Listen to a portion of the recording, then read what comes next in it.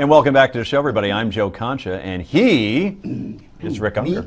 And we're also joined by Heather Hansen and Brad Hirschfield. Well, as you know, the United States and other world powers are in talks with Iran to limit their nuclear capability while lifting sanctions. Today is the self-imposed deadline to get a deal done.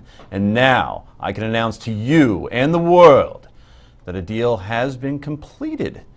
Everyone around the big boy table has now agreed to extend the talks one more day. Yeah, that's about it. Deadlines are for suckers. Otherwise, not a few things to report. Really, I mean, we'll run through the litany of laundry list items. Iran wants sanctions lifted immediately. They're resisting giving up their nuclear stockpile. Even the duration of time that Iran has to behave before it's allowed to have nukes hasn't been settled. France pushing for an even longer deadline in the irony of ironies. And at this point, from what we can tell from reports, Iran is making all the demands and giving up nada. So, what does America think? Well, according to a Washington Post ABC News poll, 59% of Americans, nearly 6 in 10, support a deal in which the U.S. and its partners lift economic sanctions in exchange for restrictions on Iran's nuclear program. Okay. 31% oppose a deal. Support the deal basically split along party lines. Not surprisingly, almost 3/4 of Democrats support a deal. Take the blinders off. And here's the most shocking part. 59%, there's that number again, also think a deal with Iran will not prevent them from attaining nukes. Okay, 100% of our panel knows that. So, Rick, why do Americans support a deal with Iran if they don't think it'll work? You know, it's even more interesting than that. There was a poll out yesterday from Pew that pretty much confirms everything we saw in the Washington Post poll. The numbers were just a shade different. Didn't you write about this? I did write about it. The one thing, though, that they said that they didn't discuss today, which I thought was amazing, yes, majority wants a deal, but an even larger majority, 75%, wants it to go to Congress. Now, Congress is less popular than poison ivy and prickly heat, and yet the people still want Congress to deal with it. What does that say? What does that say? Says they do not have confidence in their president. And what I did discuss in my article today at Forbes.com is how it takes a certain relationship that a president has to have with the American people to be able to lead us into what are risky, important adventures. I talked about John Kennedy and how, because of the love affair the country had with him, he was able to take big risks in the Cuban Missile Crisis, which saved the world. I talked about Ronald Reagan and the relationship he had with the country and how he was able to make major changes in the world. Franklin Roosevelt, his relationship got us through the war. They had special relationships with America.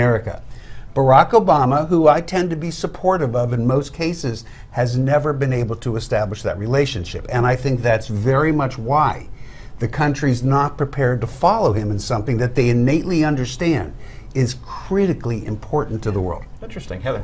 I think that is the case. I think also there's a lot of issues that we're not talking about here as far as, for example, I think the Americans want a deal. I think even Netanyahu wants a deal. It's just, what does the deal look like? Whoa. Netanyahu wants a deal? I think he does want a deal. It's The right deal? the right deal. Not this deal. And that's the point. You're 100% right. And the only entity that doesn't want a deal is Iran.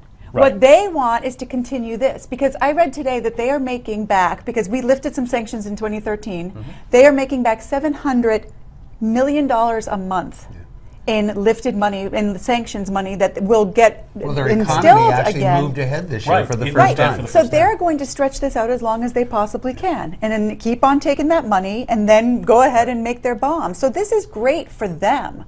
At some point, we're going to have to draw a real red line, not a fake one, and say enough is enough. I think that's the key. Talking is really generally important, because when you're typically talking, you're not killing each other. But here's the thing. What divides talking and negotiating from appeasing?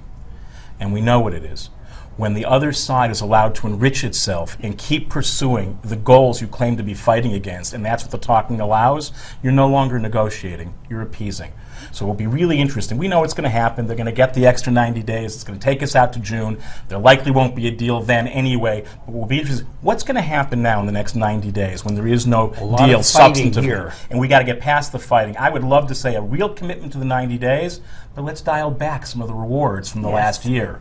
And let's actually use carrot and stick. Right now we've got carrot people with no sticks and stick people with no carrots. This is a moment we could actually deploy both if we're smart.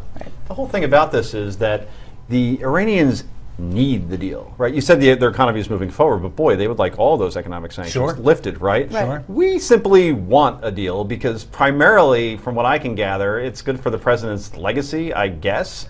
But if we can't verify their centrifuges anyway, then Right. it's pointless. So- So it's all But about checking off a always- box for two President words. Obama. I always make feel not like I need it. got to remind you, we don't know yet what's in the deal, and maybe we can. But We he don't should. know. He should But be here's less the two opaque. words why they might not need the deal. North Korea. People will act against their material self-interest to get what their vision demands. That's right. Remember when Hans Brix went there to try to inspect? That's right. That was in a movie, but still, it went horribly for him. He was eaten by a shock. Anyway, potluck next. This is the Daily Wrap, only on Newsmax.